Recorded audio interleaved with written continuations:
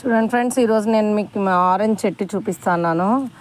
But నేను oranges ఇప్పుడే harvest చేయట్లేదు, బట్ మీకు చూపించాలని చూపిస్తున్నాను. చూడండి, ఇక్కడ 4 కాయలు ఉంది. అంటే కలర్ వస్తుంది. చూడండి, ఇక్కడ ఒక కాయ ఉంది, కలర్ వస్తుంది. ఈ 4 కాయలు కాక ఇక్కడ చూడండి, ఇక్కడ ఒక 3 కాయలు ఉన్నాయి. ఇక్కడ ఒక కాయ ఉంది, ఇక్కడ ఒక కాయ ఉంది, తర్వాత ఇక్కడ ఒక కాయ ఉంది. సో ఇవన్నీ కాయలన్నీ రెడీ అయినాయి ఫ్రెండ్స్. నాది వచ్చి చిన్న కంటైనర్. చూడండి, 100 రూపీస్ టబ్లో ఏం చేశానంటే, నేను ఫ్రూట్ ప్లాంట్స్కి ఎక్కువ ప్లేస్ కావాలని ఎక్స్టెన్షన్ ఇచ్చుకున్నాను ఫ్రెండ్స్. ఇది 3 రింగ్లు. నేను మీకు చూపిస్తాను ఎలా ఎక్స్టెన్షన్ ఇచ్చుకున్నానని. ఇది 3 రింగ్లు. నా చెట్టు చూస్తే 1 మీటర్ కూడా లేదు ఫ్రెండ్స్, ఇంతే పొడవు ఉండేది నా చెట్టు. జస్ట్ ఒక మూరుడు పైన ఒక 4 ఇంచుల చెట్టు ఉంటుంది ఫ్రెండ్స్. ఇది కూడా నా కంపోస్ట్ బిన్నే. ఈ కిందది కూడా కంపోస్ట్ బిన్నే, తర్వాత ఈ పైనది కూడా కంపోస్ట్ బిన్నే.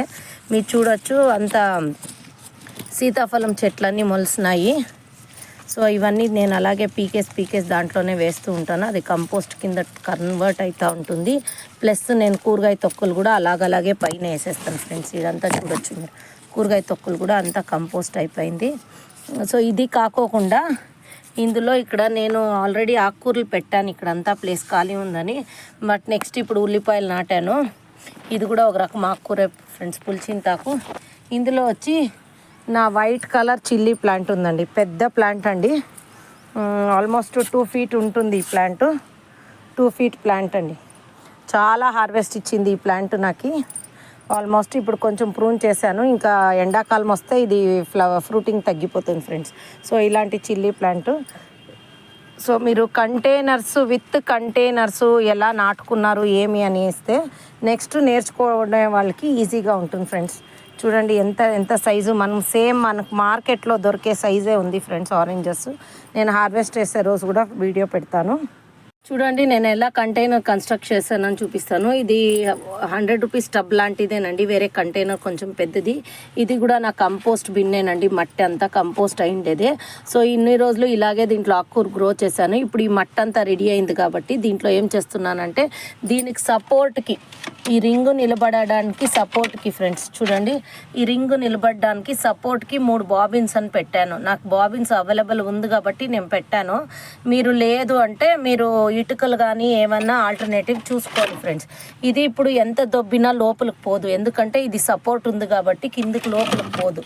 సో దీనిపైన ఈ 3 రింగ్స్ ఇలా పెట్టుకున్నాను ఫ్రెండ్స్. నేను 1 2 3 ఇలా పెట్టుకున్నాను.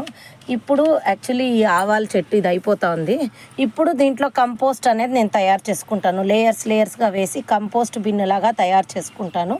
తర్వాతనే దీంట్లో క్రీపర్ పెట్టాలి అనుకున్నా. ఇక్కడ నెట్ ఉంది కాబట్టి అక్కడ క్రీపర్ పెట్టాలనుకున్నా. సేమ్ అలాంటి పద్ధతిలోనే చూడండి, ఇది గ్రేప్స్ ప్లాంట్ ఫ్రెండ్స్, ఎంత ఫ్రెష్గా గ్రో అవుతాం చూడండి. ఇది కూడా కంపోస్ట్ బిన్నే, ఆల్రెడీ కంపోస్ట్ అయ్యి అడుగునికి వెళ్ళిపోయింది. నేను సార్కి ఈ రింగ్స్ ఇలా పైకి జరిపి ఆ కంపోస్ట్ అనేది కింద సెట్ అయ్యేలాగా చూస్తాను. కిందది కూడా కంపోస్ట్ బిన్నే, అది పైంది కూడా కంపోస్ట్ బిన్నే.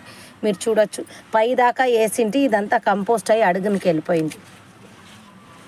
సో సేమ్ ఈ పద్ధతిలో పెట్టుకుంటే మీకు ఈ ప్లేస్ సేవ్ అవుతుంది, కంపోస్టింగ్ కూడా టుగెదర్ అవుతుంది ఫ్రెండ్స్. చెట్లు ఏమీ కాదు, నా ప్రతి కంటైనరు కంపోస్ట్ బిన్నే. మీరు చూడొచ్చు ఎంత ఫ్రెష్గా ఉంటుంది.